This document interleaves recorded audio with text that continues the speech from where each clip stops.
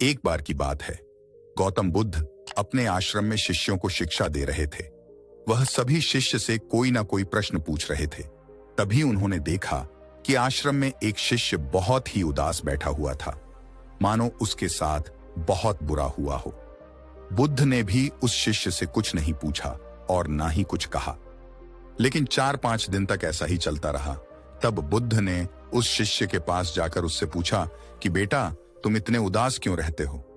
दूसरे शिष्य की तरह तुम खुश नहीं रहते और किसी भी सवाल का जवाब नहीं देते हो।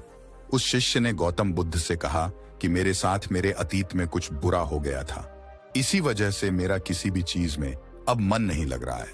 मैं कुछ भी कर लूं, दूसरे की तरह खुश नहीं रह पा रहा हूं। बुद्ध ने उस बच्चे की बात पूरी सुनी और अगले दिन वह अपने बैग में नींबू के रस बनाने का सारा सामान लेकर आए।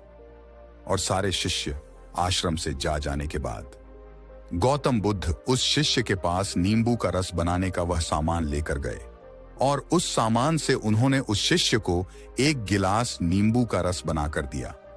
वह शिष्य मन ही मन में सोच रहा था कि यह सब मुझे खुश करने के लिए कर रहे हैं।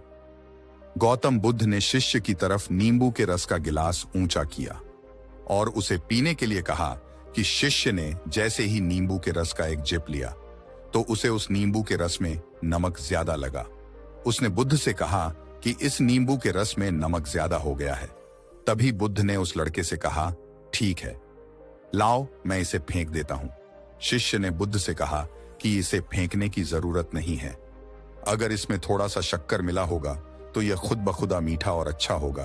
तब बुद्ध ने उस शिष्य की तरफ निराश होते हुए देखा और कहा, यही सेम चीज मैं तब इस नींबू के रस के जरिए प्रेरित हुआ था। हमारी जिंदगी भी बिल्कुल इस नींबू के रस की तरह है और हमारे पास में जो बुरी और दुखद चीजें हमारे साथ हुई हैं और उस नींबू के रस में मिले नमक की तरह है। जब हमारे पास में कुछ बहुत बुरा हुआ हो जिसकी वजह से हमारी जिंदगी बिल्कुल कड़वी हो जाती है, तब हमें उसमें कुछ अच्छे पल जोड़ने की जरूरत होती है।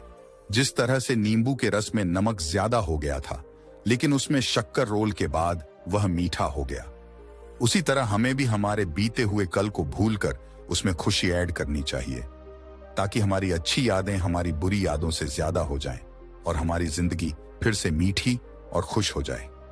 जो बीते में हो गई वो हो गई, उसकी वजह से आज उदास मत रहो, क्योंकि हमारा आज भी आगे बढ़ते कल में बदल जाएगा और हम फिर से उस कल की वजह से उदास रहने वाली आदतों के कारण बुरी चीजों को भूलते हुए आगे बढ़ो और अपने जीवन में पॉजिटिव रहो और जितना हो सके अच्छा और सकारात्मक सोचो।